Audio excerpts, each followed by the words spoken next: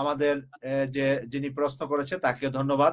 আমরা আলম ভাই আপনাকে প্রশ্ন করার জন্য অনুরোধ করছি। জি মাসুদ ভাই, আসসালামু আলাইকুম। ওয়ালাইকুম সালাম।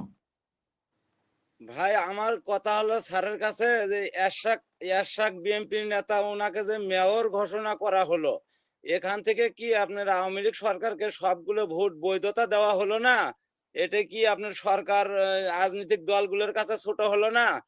আর হলো যে আপনার যে ঠিকাদারি প্রতিষ্ঠানগুলোতে এখনো আপনার সিন্ডিকেট চলতেছে, বিশেষ করে আপনার যাদের ব্যাংকের টার্ন ওভার বেশি, শুধু তারাই কাজ পাচ্ছে, আর ছোট ছোট ঠিকাদাররা সুযোগ থেকে বঞ্চিত হচ্ছে। সারা বাংলাদেশে খাত জায়গা নিয়ে দুর্নীতি চলতেছে, এবং ক্রিকেট খেলা বড় একটা প্রতিষ্ঠান, সেই ক্রিকেট খেলার দুর্নীতি ছাড়া একটা প্লেয়ার আপনার খেলা জানেও ঢুকতে পারতেছে না। আর চাঁদাবাজি যেভাবে চলতেছে, এভাবে চাঁদাবাজি করলে জনগণ কিন্তু আপনার গণধোলাইয়ের রাস্তা বেছে নিবে। এইটুকুই আমার কথা।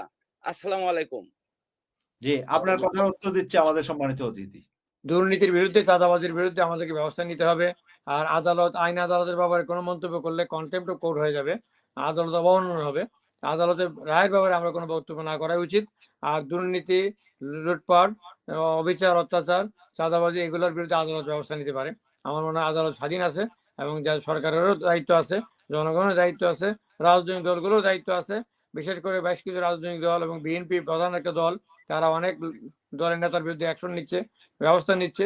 তাদেরকে নিতে হবে, এবং সেখানে জনগণকে সচেতন হতে হবে, সোচ্চার হতে হবে। এবং একই সাথে রাজনৈতিক দল যারা করেন, তারাও উপর থেকে অর্ডার দেওয়ার পরে তারা অনেকে মানে না। এই ব্যাপারে তাদেরকেও ব্যবস্থা নিতে হবে। তা না হলে দেশের কিসের সংস্কার হবে, দেশের গণতন্ত্রের উন্নয়ন কিভাবে হবে, এটা আমাদের মনে রাখতে হবে। আমাদের সকলের স্বার্থে, দেশের স্বার্থে, জাতির